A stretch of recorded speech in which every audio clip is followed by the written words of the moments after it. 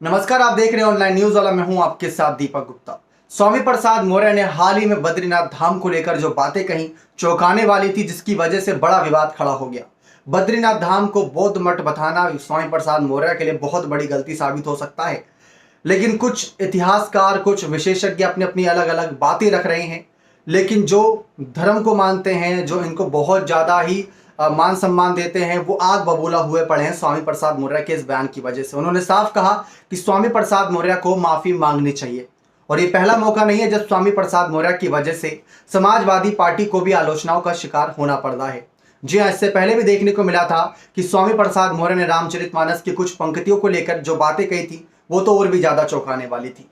लेकिन फिलहाल बद्रीनाथ धाम को लेकर जो बातें कही, उसको लेकर पुष्कर धामी जो मुख्यमंत्री, उन्होंने भी साफ कहा कि डिंपल यादव इस पर स्वामी प्रसाद मौर्य का कटाक्ष करें, क्योंकि डिंपल यादव उत्तराखंड से ताल्लुकात रखते हैं और ऐसे ही कोई देवभूमि के बारे में ऐसी कुछ ऊंच नीच बातें करेगा तो ये बिल्कुल भी सहयोग्य नहीं होगी। तो ये सारी बातें चर्चाओं के तौर पर। लेकिन बात आती है अखिलेश की कि समाजवादी पार्टी के अंदर रहकर स्वामी प्रसाद मौर्य ऐसे बयान दे रहे हैं। पहले बीजेपी में थे, उससे पहले बहुजन समाज पार्टी में थे, उससे पहले जनता दल में थे, लेकिन तब उन्होंने कभी भी ऐसा बयान क्यों नहीं दिया। अब समाजवादी पार्टी में आकर ऐसा बयान क्यों दे रहे हैं, सवाल बहुत बड़ा खड़ा होता है। तो इसी के बाद से लगातार सोशल मीडिया पर अलग अलग बातें की जा रही है कि अखिलेश यादव ये कब तक सहेंगे, कब तक सुनेंगे। क्यों नहीं स्वामी प्रसाद मौर्य को पार्टी से बाहर निकाल देते हैं। क्या भूमिका है स्वामी प्रसाद मौर्य की पार्टी के अंदर। वैसे तो देखा जाए, कभी बीएसपी में इनका नंबर 2 का कद बन चुका था।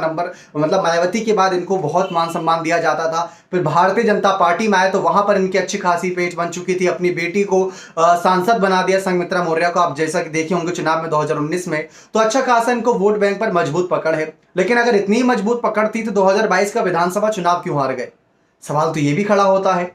अब महासचिव का पद इन्होंने अखिलेश यादव ने इनको दे दिया। अब अखिलेश यादव इनको जिम्मेदारी पर जिम्मेदारी दिए जा रहे हैं, लेकिन इनके विवादित बयानों पर कोई भी बात करने से आज यहाँ पर बचते नजर आ रहे हैं। पहले भी जब रामचरितमानस का मुद्दा था तो उन्होंने कहा भगवान राम और कृष्ण को मानने वाले हैं हम, तो अखिलेश यादव का ये बयान था। लेकिन अब जब बद्रीनाथ धाम का बयान सामने आया, डिंपल यादव की बात इसमें निकलकर सामने आए, तब भी अखिलेश यादव चुप्पी साधे हैं। चर्चा इस बात की है कि लोकसभा चुनाव में स्वामी प्रसाद मौर्य को आंवला लोकसभा सीट जो है वहां से उतारने की चर्चा थी, क्योंकि वहां पर जो इनके समाज का और इनके आसपास का वोट बैंक जो उनके साथ चलता है, इनका समर्थन करता है, वो इनको समर्थन कर सकता है वहां से। तो इसी वजह से आंवला सीट को लेकर चर्चा थी कि इनको इस बार लोकसभा चुनाव में उतारा जा सकता है। लेकिन जो 2022 का विधानसभा चुनाव हार गए, उनको 2024 के लोकसभा चुनाव में उतारना बहुत बड़ा दाव रहेगा। लेकिन इन सब के बीच इनके ऐसे विवादित बयान, क्या इन सब के बावजूद अखिलेश यादव इनको पार्टी बनाए रखेंगे। कहा यह जा रहा है कि इनकी वजह से समाजवादी पार्टी को लेकर थोड़ी बदनामी हो रही है।